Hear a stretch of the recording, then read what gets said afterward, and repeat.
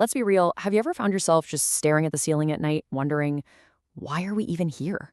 Or what does it actually mean to live a good life?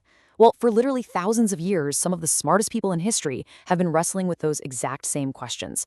And philosophy isn't some boring, dusty subject you had to study in school. It's way cooler than that. It's like one giant, ongoing conversation that stretches across centuries.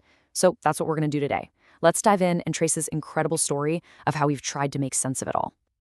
And our story really kicks off in ancient Athens with a guy named Socrates. His big thing, his most famous idea, is that the unexamined life is not worth living. He basically believed that the one thing that makes us special is our ability to stop and think about what we're doing, to question everything. And that single idea, man, it lit a fire that would end up shaping the next 2,500 years of Western thought. So yeah, let's set the scene. Back in ancient Greece, for pretty much the first time, people started looking past all the myths about the gods and started asking these huge, fundamental questions about the world itself. Like, what is everything actually made of? How does it all work?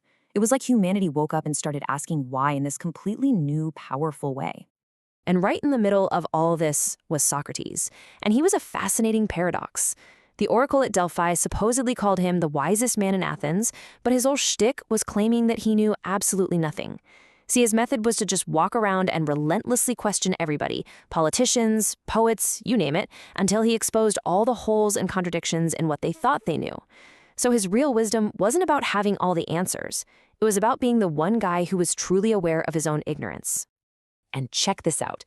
This is where it gets really cool. You've got this direct line. Socrates taught Plato, and Plato in turn taught Aristotle. It's like this amazing intellectual relay race, teacher to student to student.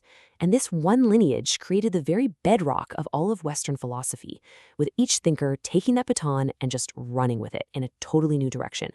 Okay, so what happens next? Well, Plato takes the baton. And if Socrates was the master of asking questions, Plato was the first guy to try and build this huge systematic answer. He looked at our messy, confusing, always changing world and came up with a pretty radical idea. What if this world we see, isn't actually the real world at all? The way he explained this, it's just brilliant. He tells a story. Imagine there are these prisoners, and they've been chained up inside a cave their entire lives, forced to face a blank wall. Now behind them, there's a fire, and people are walking in front of that fire, carrying objects, which casts these flickering shadows on the wall.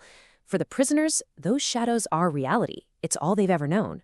But what if one of them breaks free, turns around, and sees the fire and the real objects? For Plato, that escaped prisoner, well, that's the philosopher. So what's the point of this story? It's all about Plato's big idea that there are actually two separate realities. There's the physical world we experience with our senses, that's the cave, full of all these imperfect, changing shadows. But then, beyond that, there's a higher, truer reality, the world of ideal forms. This is a perfect, eternal place where the idea of a perfect circle or perfect justice or perfect beauty exists. And we can't see it or touch it. We can only grasp it with our minds, with pure reason. But then along comes Aristotle, Plato's star student, who basically says, whoa, hold on a minute. He yanks philosophy right back down to earth. He argued that Plato had it all backwards. There isn't some other perfect world out there. Reality is right here, in the stuff we can see and touch and study. For Aristotle, real knowledge doesn't come from looking inward at ideas we were supposedly born with. No, it comes from looking outward and observing the world. And this whole debate, reason versus observation, it's a fight that basically echoes through the rest of philosophy. Seriously. All right, so let's fast forward a bit. The Roman Empire falls, and the whole conversation, it just shifts. For the next 1,000 years through the Middle Ages, philosophy gets a new job description. The big challenge wasn't about discovering reality anymore. Now, it was about trying to square the powerful logic of those ancient Greeks with the revealed truths of the Christian faith. It was all about how reason and revelation could possibly work together. So philosophy was put to a new use, theology. Thinkers like Augustine use it to tackle what's called the problem of evil. You know the one. If God is all good and all-powerful, why do bad things happen? Their answer, which is often called the free will defense, was that evil isn't a thing that God created, but it's a consequence of the freedom he gave us. Philosophy became the #1 tool for defending and understanding faith. But you can probably see where this is going. After centuries of relying on faith for all the answers, a crisis started brewing. As the scientific revolution started to kick off, this huge doubt began to creep in. People started asking, if we're not just going to take it on faith anymore, what can we actually be certain of? Is there any solid ground to stand on at all? And this brings us to this absolute giant of a thinker, René Descartes. He decided to take that doubt and push it to its most extreme limit. He came up with this radical thought experiment. What if none of this is real? What if there's some kind of evil demon whose entire job is to deceive me about everything I see, feel, and believe? He decided to just reject it all, searching for that one single tiny thing that he could not possibly doubt. And then he finds it. It's incredible. He realizes, hey, even if this demon is tricking me about everything, there has to be a me for the demon to trick in the first place. The very act of doubting his own existence was undeniable proof that he existed, at least as a thinking thing. Cogito, ergo sum. I think, therefore I am. And boom, in that single moment, the entire foundation for knowledge flips from an external God to the internal thinking self. And once that happened, once the individual self was at the center of the universe, everything, and I mean everything, changed.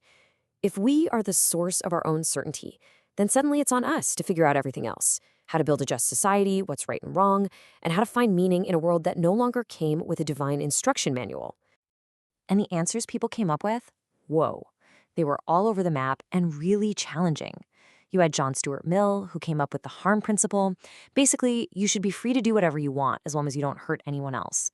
Then there's Karl Marx, who said true freedom could only come from smashing economic exploitation. You got Friedrich Nietzsche, famously declaring God is dead and challenging us to throw out old values and create our own. And then Jean-Paul Sartre put it most bluntly, existence precedes essence. We're just born, without a purpose, and so we are totally free and kind of condemned to create our own meaning. So this is where that long, winding conversation has brought us. Right here, right now. We have inherited this radical freedom. And that's an incredible gift, right? But it's also a huge weight, a profound burden. In a world with no pre-written plan, it's up to each and every one of us to figure out what to do with it, to build our own moral compass. And that's the key takeaway here. This isn't just some dusty history lesson. This conversation, the one that Socrates started on the streets of Athens, it's still going on. It's happening every single time we ask ourselves what truly matters in our own lives. So the real question isn't just what Plato or Descartes thought. The question is, what are you going to contribute? What question will you add to this great conversation?